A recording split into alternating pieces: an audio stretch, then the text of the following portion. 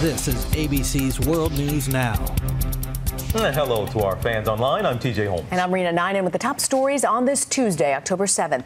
We begin with the news of a teenager from the Chicago area facing terror-related charges after being arrested over the weekend. The FBI says 19-year-old Mohammed Hamza Khan wanted to join ISIS. Khan was arrested Saturday night at O'Hare Airport trying to board a plane for Austria with a flight connecting to Turkey. From there, agents say he was to be smuggled into Syria, where he would join ISIS. In a letter left behind for his parents, prosecutors said Khan wrote he was upset at the filth of Western societies. To the latest on the Ebola patient fighting for his life in a Texas hospital, Thomas Eric Duncan now receiving an experimental drug in his fight against the virus. CDC says as a result of this case, calls to their offices have skyrocketed.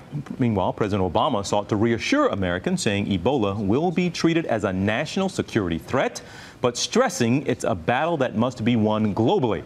This as the first reported incident of Ebola transmission outside Africa has happened. A Spanish nurse has tested positive for the virus. The Supreme Court may have just triggered the nation's most profound societal shift in a generation. The High Court yesterday rejected appeals from 5 states declining to decide whether Virginia, Oklahoma, Utah, Wisconsin, and Indiana can legally ban gay marriage. That now clears the way for a dramatic expansion of gay marriage, allowing gay men and women to marry in those states. The number of states legalizing gay marriage will now jump from 19 to 24. 6 more states could soon have their bans lifted as well. And a humane society in Minnesota is suing the city of Wadena for what it feels is an unreasonable ordinance. The city has passed a law saying dogs inside commercial zones are only allowed to bark during business hours. If you allow your dog to bark before 9 a.m. or after 4 p.m., it's going to cost you $50. They're serious about it. People there have already been issued citations. The Wadena County Humane Society says it's inhumane to keep dogs indoors 17 hours a day, and they are now suing for $50,000 in damages. You can get more news anytime at abcnews.com. I'm TJ Holmes. And I'm Rena Ninen. Thanks for watching.